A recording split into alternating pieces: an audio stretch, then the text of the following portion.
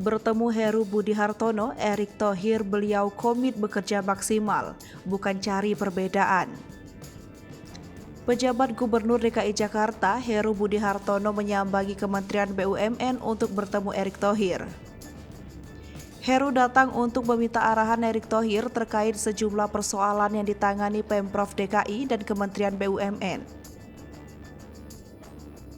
Sementara itu, Erick Thohir mengungkapkan ada beberapa topik yang dibahas dalam pertemuan itu, salah satunya terkait transportasi umum. Persoalan lain yang diangkat ialah terkait dukungan terhadap pelaku usaha mikro, kecil, dan menengah (UMKM). Apalagi, resesi global diperkirakan akan terjadi pada tahun 2023 mendatang.